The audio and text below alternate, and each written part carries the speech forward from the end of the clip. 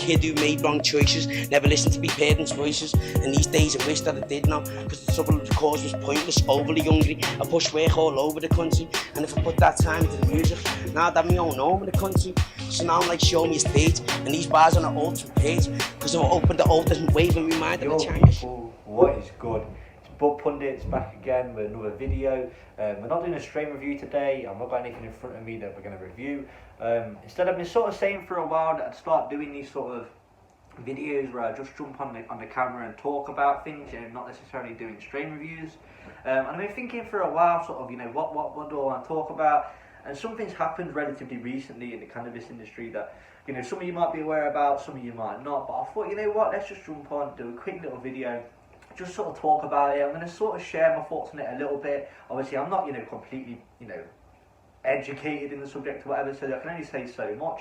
But basically what I'm talking about is the Zkittlez lawsuit that I think happened either last week, maybe even the week before now. I'm a little bit late to the party on this. But for those of you that don't know, Wrigley's, the company that makes Skittles, the sweets, is suing Terp Hogs, who are the Californian producer that made the strain Skittles that, you know, everyone knows, everyone smoked, all of that, you know. It's a really, really hype strain. Basically, they're getting sued by the original company, Wrigley's, who make the sweets, saying that they have, you know, infringed on their trademark by copying their design. And it's a bit of a mad lawsuit, really. I'm going to include a link in the description to like Leafy sort of webpage that discusses the lawsuit, and also I think it actually has the lawsuit, like the document in there, if you want to actually go check it out for yourself.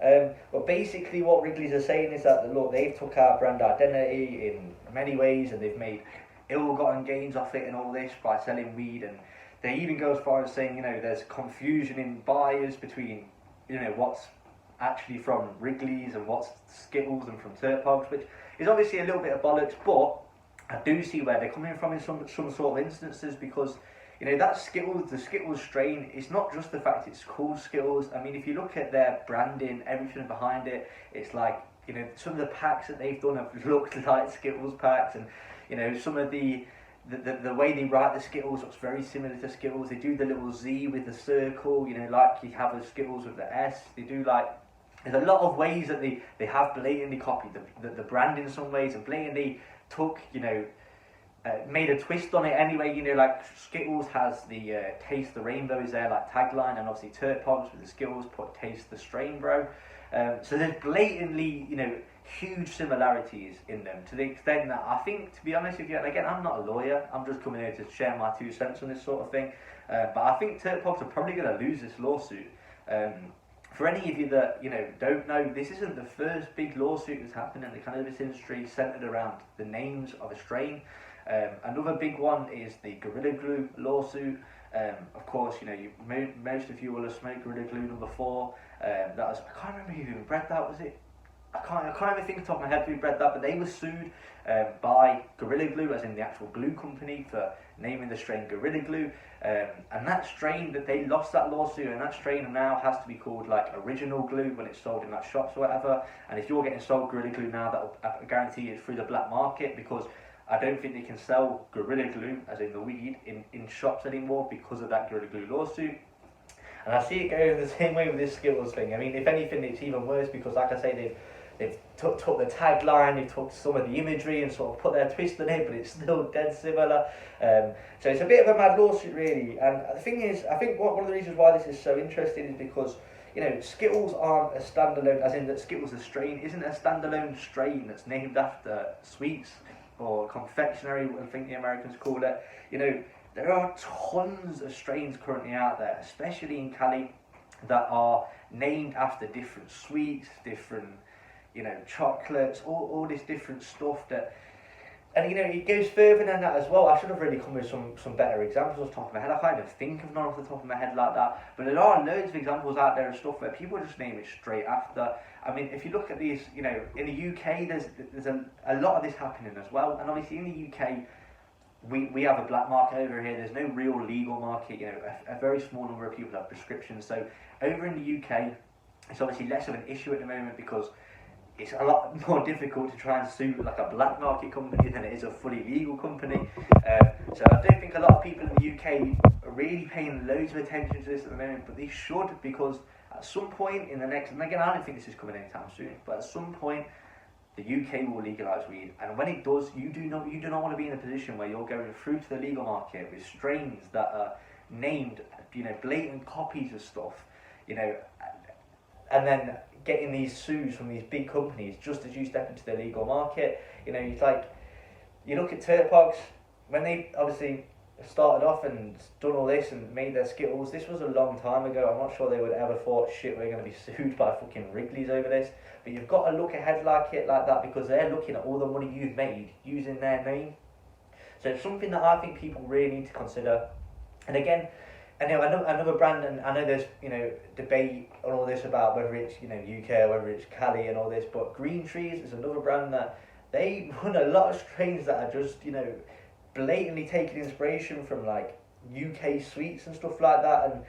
And like I say, if you step into the legal market with these sort of strains, you're setting yourself up for some big lawsuits.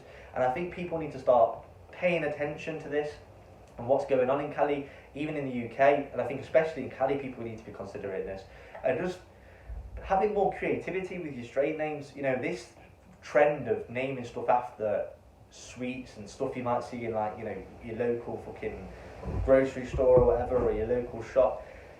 At the end of the day, it's a relatively new sort of trend. This whole naming after sweets and stuff has only been around for like the last 5 sort of years or whatever. I think people need to let it go and move on to these more creative strain names that don't necessarily have these same connotations. Because I do get why weed like brands or whatever use these strain names, because it does automate. It's like a cheat code. It automatically conjures up images and flavours in people's heads, and I think people can look at stuff and be like, oh, like you look at a strain, you're like, oh, it's called Oreos, for example. That's a decent example. Oreos, for example, and then you go and buy that, and you've already got in your head, in your mind, what an Oreo is, like a creamy biscuit. So you've already got in your head like, oh, what this is sort of going to taste like, and whether it comes true or not, they've sort of convinced you a little bit into buying that because of the strain name maybe. And that's where this sort of lawsuit comes from, that people will say you've made money solely because you were using their name. And I think that's what Wrigley's are saying in this Skittles case. I don't think that's necessarily true. I think Skittles as a strain stands on its own 2 feet, and they could have called it whatever the fuck. Sorry, I should not take the fucking camera there, but like I say, that I don't think that is necessarily true. I think Skittles stands on its own as a strain, and they could have called it whatever the fuck they wanted to, and it still would have been a huge success. But Wrigley's aren't going to see it that way. They're going to see it as you use that name to get your money and to be a success, and that's where these big lawsuits come from. So it's just something that I wanted to touch on quickly, have a little conversation. Let me know what you lot think about this lawsuit, how you lot think it's going to go, and what the sort of implications you think are going to be because of it in Cali and in the UK. Are people going to care? Are people going to carry on using these strain names and stuff like that? Another great example, Runts. That's named after a candy or a sweet or whatever. That's again something that's moved into the legal market. There could be repercussions of that. They've made a lot of money using that Runts name, but that was already a name before they ever put it on weed. I should have come with some better examples and a little more examples, because there's tons out there. But I think people need to pay attention to this lawsuit. I think people need to start thinking about exactly what they're doing and sort of the ways that they're leaving themselves open for these other big companies to say, you owe us some bread and all that. So like I say, let me know what you think. Let me know if you want more of these videos. I'm just sat here, chilling, smoking a spliff and talking about the subject. And if there's anything else you want to see me talk about, you want my opinion on, anything like that, just give me a fucking comment and let me know. And if I'm interested in it, I probably might talk about it. I think I'm going to try and start doing these videos just a little bit more, just while I'm not doing as many reviews at the moment. So if there is anything else you want me to sort of ramble on about, give me a shout, give me a comment, or shout me an Insta, and I'll see if I can put the video together on it maybe. Big up to everyone that's watched this. Let me know what you think, and we're back again with another video real soon.